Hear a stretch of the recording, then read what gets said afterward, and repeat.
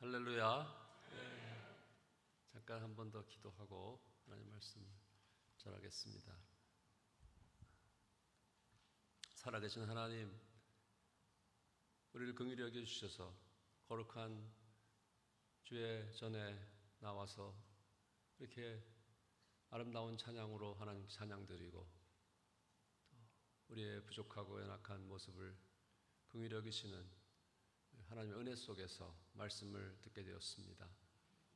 주님, 부족한 것에게 주의 성령의 기름 부음으로 입술을 주장하시고 또 우리 오늘 목말라 갈급하는 마음을 가지고 이 부패하고 타락하며 혼란스러운 시대 속에서도 하나님의 은혜를 말씀을 듣고자 하여 이렇게 나온 우리 성도님들에게 꼭 필요한 말씀으로 하나하나에게 마음에 부딪히고 또 마음이 찔려지고 감동이 되며 치유될 수 있는 성령의 말씀으로 들려주시옵소서. 이 모든 시간 하나님께 홀로 영광 돌리기를 원하올 때 부족한 것 예수 그리스도의 귀한 이름으로 감사하고 기도합나이다. 아멘.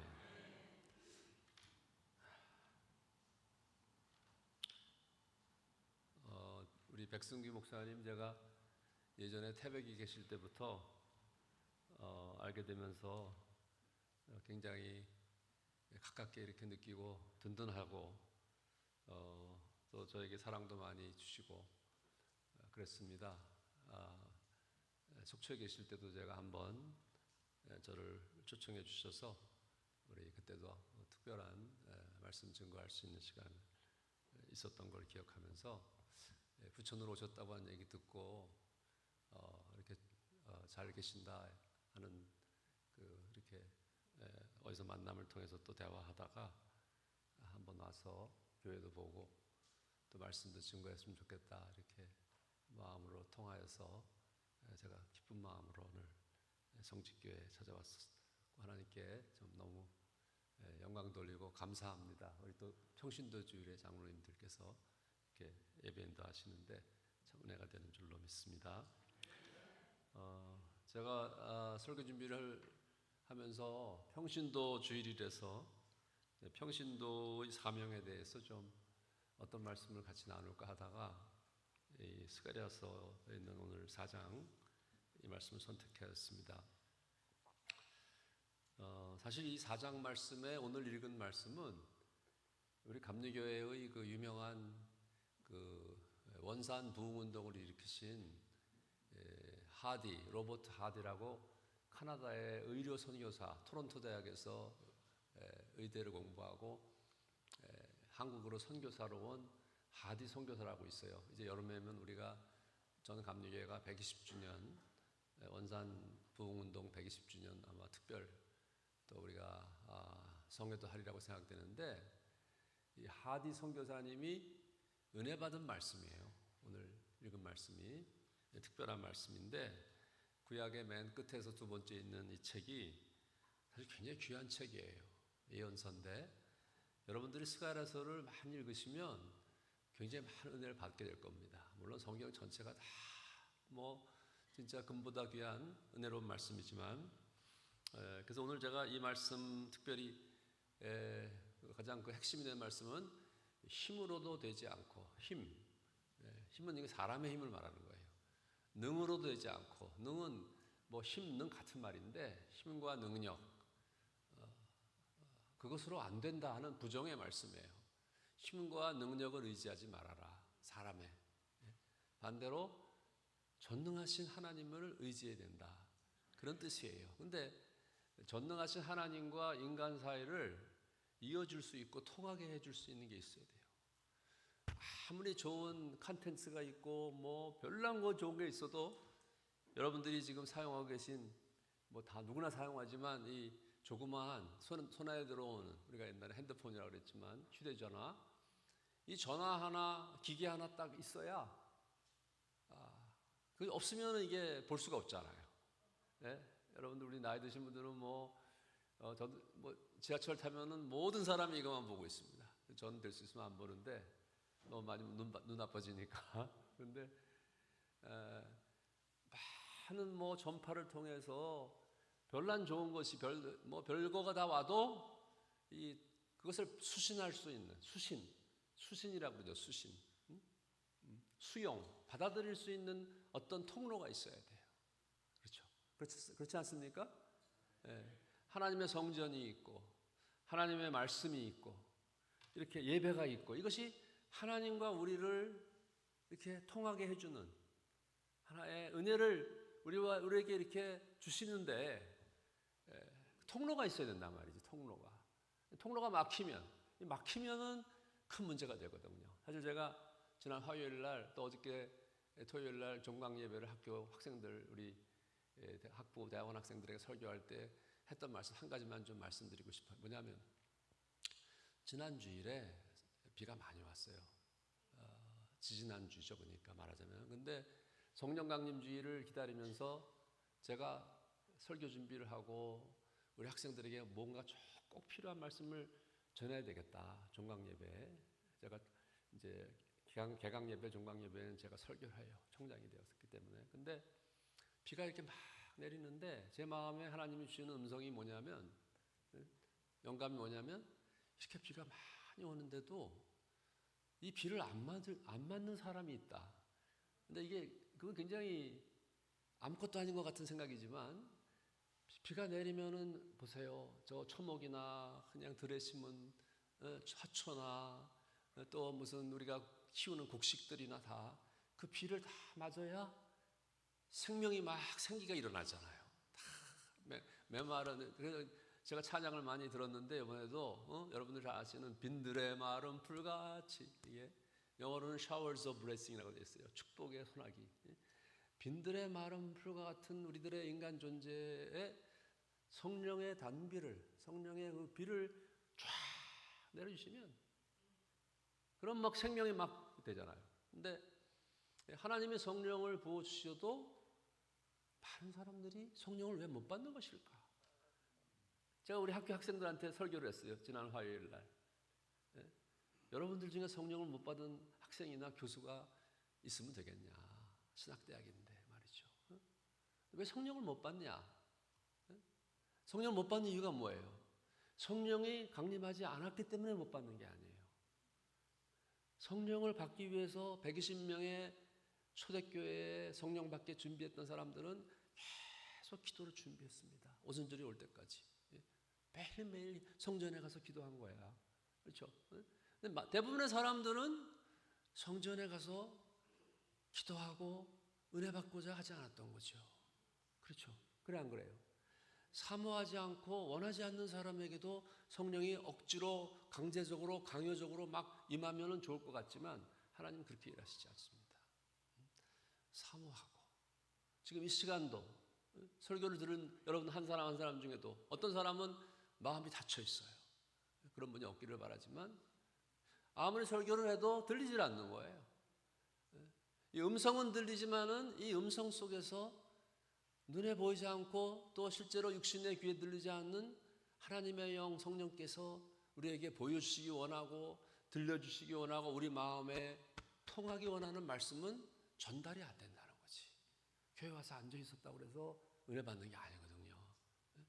성령을 원하고 소망하고 갈급하며 제가 저한테 주신 말씀은 이렇게 비가 이렇게 막 쏟아지니까 얼마나 좋았습니까? 지지난주가 되겠죠. 그러니까 그렇죠? 그때 비가 많이 왔잖아요. 기억나시죠? 그런데 지지난주인가 나 왔다 갔다 하네. 나가 먹어서 지금 하여튼 비가 많이 왔죠. 얼마 전에. 근데 그렇게 비가 많이 내릴 때 비를 쫙 맞으면 그것이 은혜 받는 거에 비유가 되는데 큰 우산을 딱 친다든지 쓰고 있다든지 비가 그렇게 막 내리는데도 비를 안 맞으려고 집 안에 들어가서 그냥 문 닫고 있다든지 그런 사람들은 비 오는 거와 어때요? 아무 상관없죠. 아무 상관없어. 하나님과 아무 상관없이 살아가고 있어요. 세상 사람들이. 무신론주의 여러 가지 죄에 속박이 되고 죄가 눈을 가리우고 인간을 다 이렇게 막 가두어 버리는 거예요. 막혀버리는 거예요.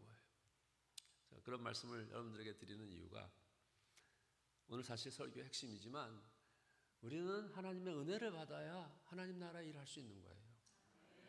내 힘과 내 능력과 내 잘난 맛에 내가 가지고 있는 지식과 내가 가지고 있는 뭐 세상의 뭐 스펙과 뭐 내 재물 가지고 하나님을 기쁘게 드리고 하나님 나라에 일한다고 하는 생각은 이것은 잘못된 생각이라는 거죠. 물론 그런 건 다 필요해요. 그것만으로 어떤 그것에 의해서 되는 게 아니라 그것이 아무리 있어도 거기에 하나님이 아무리 비천하고 지식이 없고 가진 것이 없는 사람이라고 할지라도 그 영혼이 하나님 앞에 순결하게 하나님을 사모하고 사랑으로 불타오르면 성령이 그것에 임하여서 그 사람을 통해서 하나님은 놀라운 일을 행하실 줄로 믿습니다. 네. 오늘 평신도 주일에 저는 여러분들과 함께 평신도란 무엇일까 보니까 주보에 나와 있더라고요. 아까 보니까 주보 잘 읽어보세요. 평신도라는 말 누가 만들었는지 모르지만 하여튼 평신도, 평범한 신도라 이거죠. 평신도. 평범한 게 나쁜 겁니까? 평범한 게 나쁜 게 아니에요. 평범해야죠.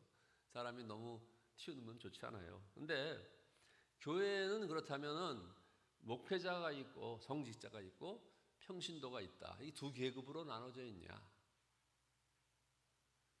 평신도 중에는 뭐 장로님이 계시고 마치 무슨 계급처럼 처음에 집사부터 시작해서 높아지는 거냐? 집사, 권사, 장로 이렇게 무슨 계층이 있는 거냐? 그렇지 않습니다. 이건 굉장히 잘못된 생각이에요. 목사님도 뭐 우리 백 목사님도 계시고 저도 목사지만 내가 목사기 때문에 교인들보다 더 위에 있다. 이건 목사들이 그런 생각하면 절대로 안 돼요. 그런 교회는 절대로 제대로 교회가 되지 않습니다. 섬기는 모습으로 종의 모습으로 목회를 해야죠. 가톨릭 교회, 천주교회는 너무 성직자를 높이게 생각했어요. 그것이 가톨릭 교회의 가장 큰 문제예요. 그래서 교회를 정의하기를 성직자의 모임이 교회다 이렇게 말했어요. 초대교회로부터 가톨릭 교회 지금도 그런 생각에서 벗어나지 않아요.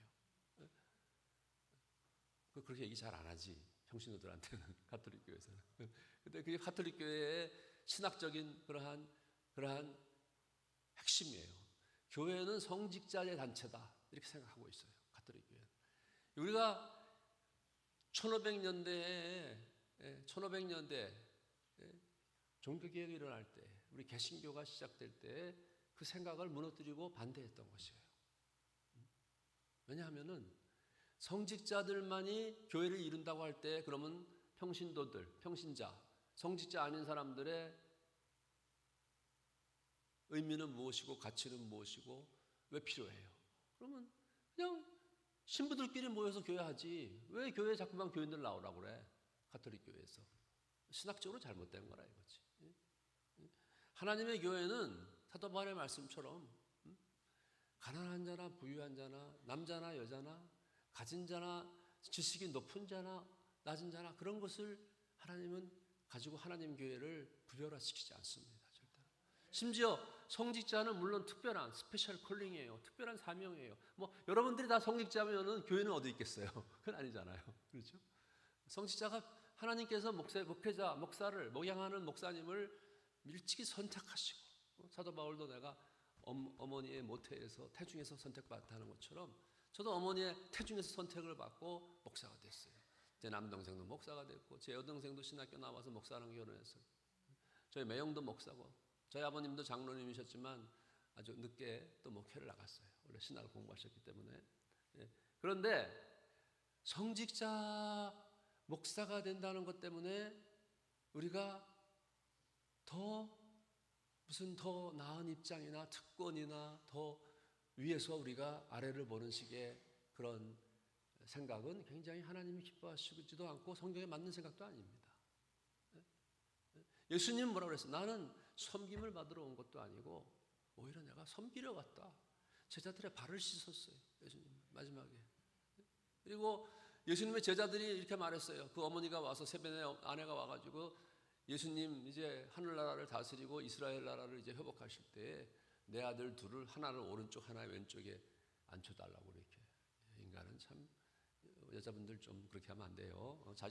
너무 자식, 이 저희 어머님도 매일 그러시지만 자식이 최고지. 자식만 잘 되면 다 되는 거지. 부모라는 게 다 그렇다. 특별히 어머니들도, 아버지도 그렇지. 나도 아버지니까 잘 되길 바라지만 자식이. 근데 그게 하나님 나라의 질서가 아니다.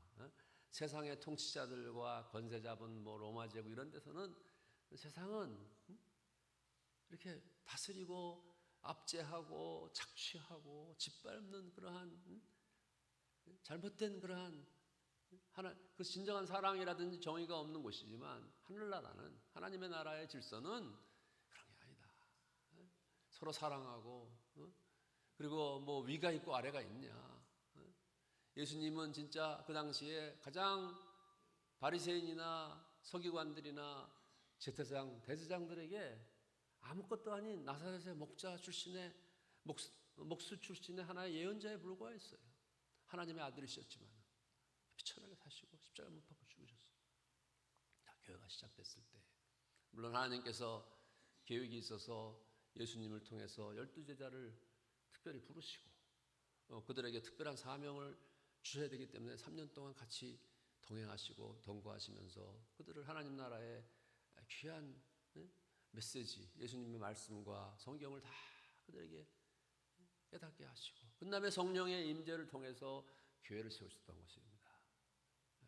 그러나 12명이라든지 그 다음에 제자들의 수가 늘어나고 막 보면은 뭐 성경에 보면은 집사도 나오고 사도행전에 보면은 그 다음에 이렇게 할 때 그럼 집사는 평신도인데 처음 순교자는 스데반 집사예요. 예수님의 12제자가 아니라. 그건 뭘 말하는 거예요? 평신도라고 우리가 생각하는 스데반 집사가 복음도 전하고 처음 돌맞아 순교당한 것이에요. 예수님의 제자들이 먼저 순교하지 않았단 말이죠. 그런 면에서 이렇게 우리가 하나님의 일에는 하나님의 뜻에 따라서 물론 목사를 세우고 목회자가 성직자가 있을 수밖에 없는 지도자가 있어야 되니까 말씀을 전해야 되니까. 그렇지만 뭐 평신도도 이제는 설교합니다. 뭐 평신도가 매주마다 여기서 설교한다면 그 교회는 잘못된 교회지만 그래도 저녁 예배나 어떤데 평신도도 우리 감리교 운동에서는 여성들에게까지 설교권을 줬어요. 평신도 설교자를 세웠어요. 당시 영국 교회에서는 웨슬리 목사 이게 무슨 짓이야? 교회법이 어긋나지. 어떻게 여자가 설교를 해? 18세기인데 참으로 파격적인 것이죠. 어떤 면에서. 그러면 그것이 성경에 위반되는 거냐? 웨슬리처럼 그 당시에 성경을 정통하고 성경을 제일 많이 알았던 어떤 성직자도 없었다고 생각해요. 웨슬리는 그게 잘못됐다고 생각하지 않았던 거거든. 결국은 감리교가 평신도 운동으로 시작된 거예요. 설교자가 없었기 때문에 그냥 평신도들에게 설교권을 줬어요. 제가 미국의 SMU에 처음 공부하러 갔을 때 좋은 대학인데 거기에 펄킨스 신학교에 기숙사에 들어갔더니 체격이 큰 미국 누가 룸메이트이 오는가 저랑 방을 같이 쓸 사람이 누군가 걱정이 됐어요. 저 영어도 잘 안 되고 뭐 또 건강도 나쁘고 여러 가지 처음 미국 가니까 얼마나 힘들어요. 85년인데 근데 어떤 사람이 딱 나타나는데 배가 이렇게 툭 튀어나오고 키가 큰 어떤 미국 사람 나가 많아요. 신학교에 내가 이제 그때 석사 과정을 공부하러 갔었는데 그래서 오더니 인사를 하고 한국에서 왔냐고. 이름이 마이크예요. 마이크 매든. 내가 이름도 지금 기억해요.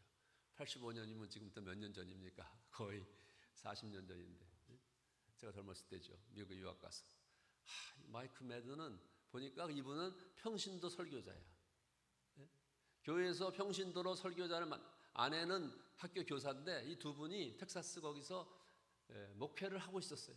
평신도인데 목사가 아니야. 안수받은 목사가 아니야. 평신도로 이렇게 목회를 하다가 설교만 하면서 목회하다가 신학교에 와서 내가 좀 신학교육을 더 받아서 정식으로 올데인, 정식으로 내가 안수를 받고 감리교, 미 연합감리교 목사가 되겠다고 신학교에 온 거야, 이 사람은요. 그분 너무 나 기억도 너한테 감사한 건 내가 아프고 공부하다가 제가 병이 들어서 몸살이 나서 어떨 때는 침대에 누워있으면 와서 저를 위해서 안수기도도 해주고 그랬어요. 지금 어디 가서 뭘 하고 있는지 모르지만 어디서 목회하고 있겠죠. 텍사스에서. 평신도, 성직자. 오늘 평신도 주의를 우리가 지키기 때문에 우리 모두가 다 평신도다. 목사님만 빼고 평신도다. 목사님은 평신도 아니니까 특별하니까 거기서 이렇게 제외된다. 하나님의 백성은 다 같은 하나님의 백성이에요. 하나님의 백성은 목사님이나 장로님이나 그리고 소위 말하는 평신도 직분 없다고 그래도 근데 직분은 하나님이 주시면 이제 맡아서 해야죠. 여러분들 중에서 진짜 앞으로 하나님의 부르심이 있으면은 젊은 이 가운데서는 신학교 와서 공부해서 목사가 될 분도 있을 거고, 또 교회에서 자기가 세상에서 직업을 가지고 여러 가지 많은 또 그리스도인으로 바르게 살아가다가 교회에서 또 참 사명을 감당하기 위해서 장로님도 되시고, 뭐 장로부터 시작하는 건 아니지만 집사도 하고 교회 학교 봉사도 하고 여러 가지 섬기다가 하나님 뜻이 있으면 또 귀한 직분으로 또 장로님을 맡아서, 사실 우리 감리교회는 장로 제도가 없습니다. 미국에는 죄송하지만 한국만 있지. 뭐 그런 얘기를 하는 게 중요한 게 아니건데 한국은 장로교회가 장로 제도를 하는 바람에 감리교회가 거기에 대해서 굉장히 힘들어서 그냥 장로 제도를 만든 거예요. 우리 미국의 감리교회는 장로가 없어요. 그런데 오늘 우리가 중요한 것은 뭐냐 하면은, 오늘 평신도 주일에 저는 이제 마지막에 이 말씀을 좀 나누면서 좀 설교를 이제 오래 할 수 없으니까, 하나님의 교회에는 많은 미니스트리 사역이 있는데 그 사역에 하나님의 부르심이 있는 거예요. 부르심. 직분보다 더 중요한 것은 사실은 부르심이에요. 직분이 더 중요하다고 생각하는 게 잘못이에요. 그런 사람들은 직분에 매이고 직분이 무슨 자기의 무슨 여기에 무슨 계급장처럼 생각하게 되는 거예요. 아주 잘못되기 쉬워요. 직분이 목사도 마찬가지예요. 저도 목사지만 몇십 년 동안 목사를 81년에 안수를 받고 제가 벌써 40년 이상 목회를 했지만 신학교에서도 하고 뭐 개척교회도 여러 번 하고 그랬는데 언제나 부르심이 앞장서는 거예요. 하나님의 부르심이 떠나잖아요. 하나님의 부르심이 머물러 있지 않으면 그 사람은 목회도 잘 못합니다. 절대로. 그 사람은 장로직도 제대로 할 수 없습니다. 장로님을 장로님 되게 하는 것은, 그리고 장로가 아니라고 평신도라고 그래도 나는 직분이 없다, 그렇게 생각하면 안 돼요. 교회 와서 예배 드리는 것도 무엇보다도 중요한 직분이에요. 그럼 장로님들만 예배 보면 되지 왜 평신도들은 와서 예배 드려야 됩니까? 교회에서. 아까도 말했지만 카톨릭 교회는 성직자가 교회라고 했으니까 성직자만 있지 왜 평신도들이 와서 주일날 와서 미사 드리냐고요. 잘못된 거지. 우리를 왜 부르셨나? 그 부르심 은혜에 감사해서 직분, 그것은 우리가 해야 될 책임이에요. 책임. 더 어려운 거예요. 직분 받는 걸 우리가 무슨 자랑으로 생각하거나 내가 직분자니까 권위가 있지 이렇게 생각하는 것은 하나님 앞에 그렇게 좋은 생각이 아닙니다. 겸손하게 하나님 나를 부르셨으니까 내가 섬기는 마음으로 종의 모습으로 그리스도께서 우리들에게 목회자의 길을 보여주셨고 제자의 길을 보내셨는데, 우리는 언제나 이 부르심에, 오늘 본문의 말씀은 사실 그 말씀이라고 저는 믿어요. 내 힘과 내 가지고 있는 어떠한 위치와 직분, 그것에 내가 자꾸만 집착할 때 인간은 인격을 상실하게 되는 거예요. 소외가 되는 거예요. 자기 소외가 된단 말이에요. 인간이 이거 어려운 말씀이지만 인간이 진정한 하나님의 형상으로 창조된 인간의 본질은 하나님과의 사랑의 관계 속에 있는 것이고 은혜 속에 있는 거예요. 은혜가 떠나는 이상 아무것도 의미가 없어요. 교회는 세상에서는 뭐 다르지만은 하나님의 거룩한 교회는 하나님의 거룩한 성령의 은혜가 있을 때 목사도 목사가 되는 것이고 또 장로도 장로가 되는 것이고 모든 평신도들은 다 하나님의 은혜 가운데에서 하나님의 백성이 되는 줄로 믿습니다. 그러면 오늘 우리가 중요한 것은 평신도 주일에 우리는 다 하나님의 백성이다. 하나님의 은혜로 우리를 부르셨다. 내가 먼저 하나님을 부른 게 아니라 하나님이 나를 부르셨다는 거, 이 부르심에 대해서 오늘 이 말씀을 보면은요. 그래서 사실 이 본문에 보면은 이거는 뭐냐면은 예루살렘에 이제 다 멸망하고 나서 바벨론으로 다 끌려가고 포로로 끌려가고 성전은 다 파괴됐습니다.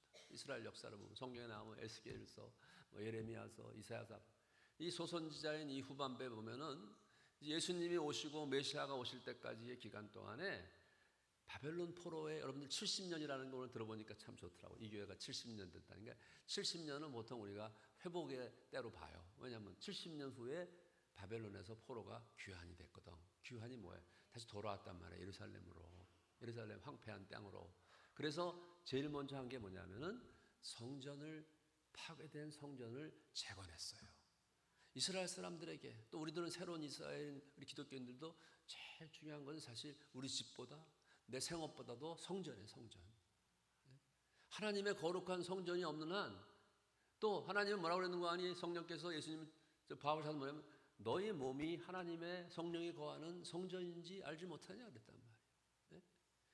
내가 하나님이 거하지 않는 한, 성령이 거하지 않는 한 나는 그냥 하나의 인간에 불과한 것이고 죄인이고 멸망당할 그냥 그러한 하나의 흙으로 돌아갈 썩어져 버릴 존재에 불과한 거예요. 그러나 우리를 구원하시고 부르시고 성령을 주셔서 성령이 우리 안에 그 생명으로 충만하게 거하시기 때문에 이 땅에 사는 동안에 하나님의 은혜 가운데 살고 하나님의 자녀로 살다가 죽은 다음에 어디로 가요? 지옥으로 가요? 무덤으로 가요? 아니죠. 하나님 나라의 영화로운 곳으로, 여러분들이 몸이 변화돼서 하나님 나라에 부르신단 말이죠. 그런데 이 성전 재건의 시기에 오늘 본문이 구성되었는데 보면은 이 스룹바벨이라는 사람이 나와요. 오늘 이것만 꼭 여러분들 본문에 나와요. 근데 스룹바벨은 성전, 제2성전의 기초, 파운데이션, 터를 쌓은 사람입니다. 스룹바벨. 근데 스룹바벨은 말하자면은 성직자가 아니라 평신도야. 제가 그래서 스룹바벨을 여기서 지적한 거예요.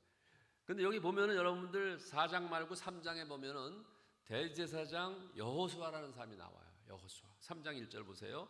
대제사장 여호수아는 이제 다 환상을 보고 있는 거예요. 지금 스가랴 예언자는 여호수아는 대제사장, 지금 말하면 목사님이고 성직자를 말하는 거예요.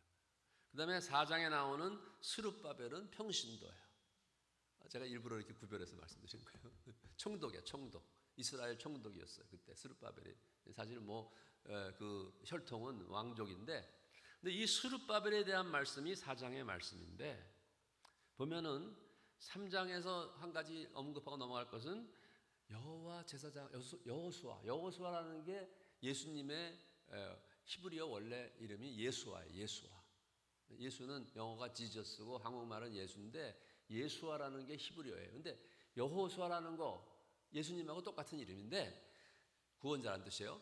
여호수아에게 관을 씌워주고 더러운 옷을 벗긴 다음에 정결하고 아름다운 옷을 입히는 게 3장 내용이에요.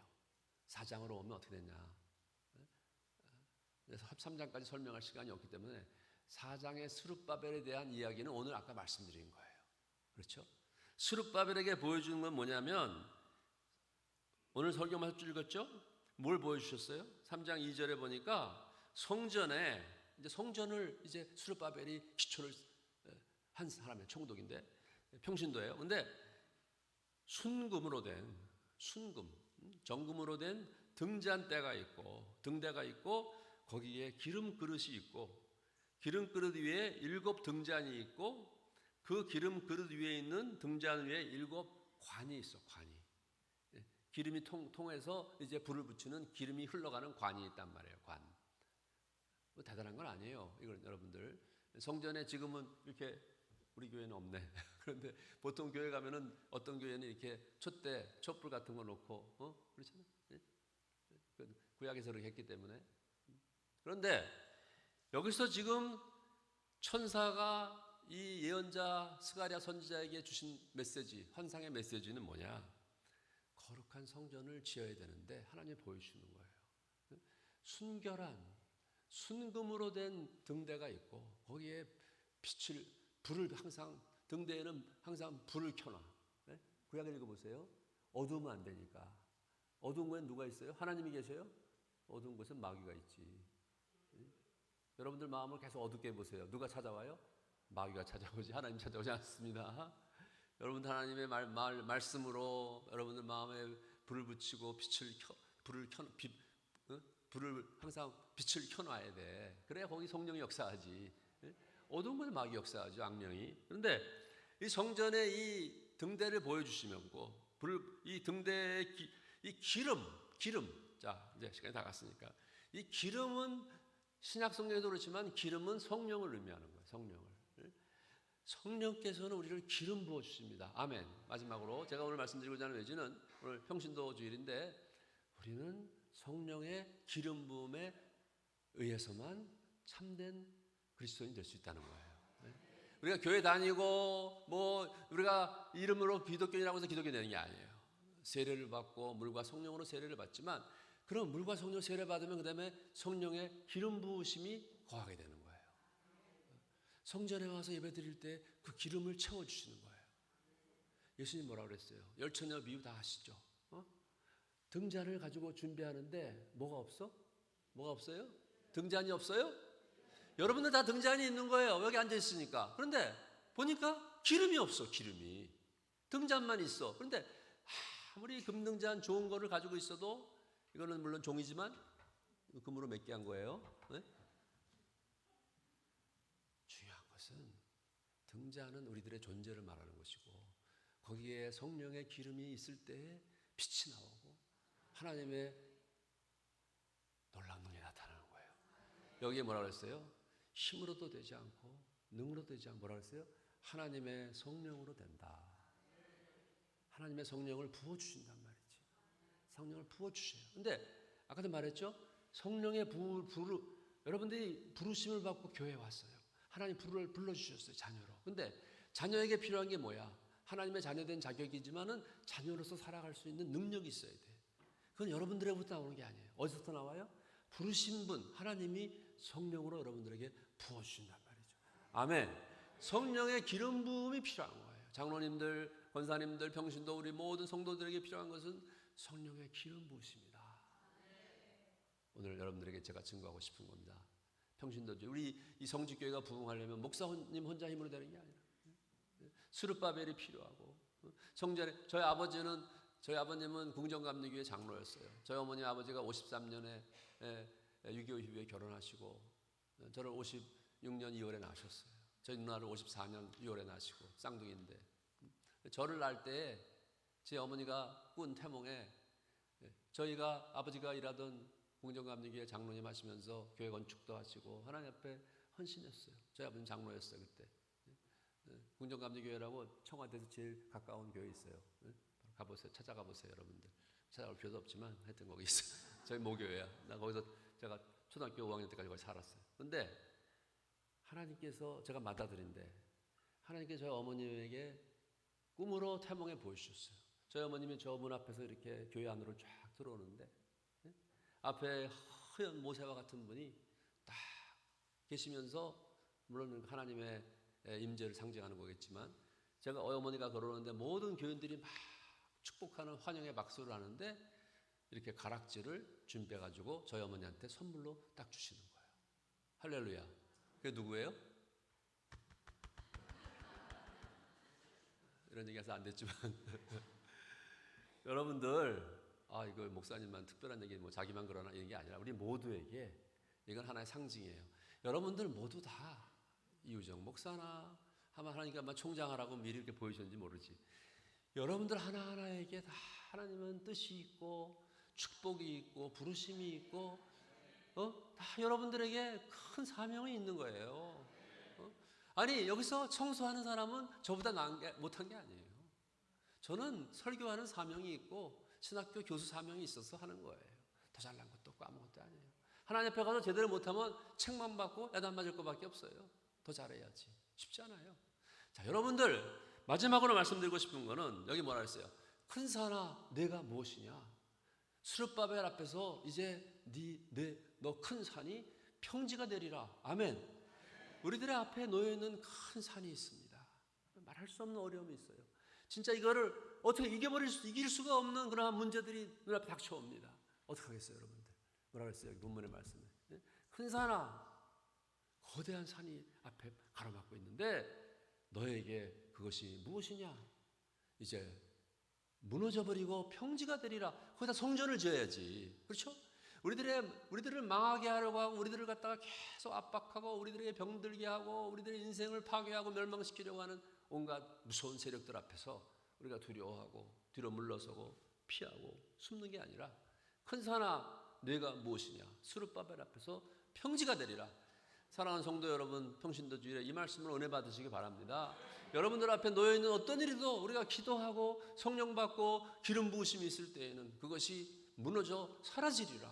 그리고 하나님이 여러분들 제가 이렇게 소리를 높이고 하니까 저는 말할 수 없는 고생을 하면서 신학대학교 총장을 3년 반 했습니다.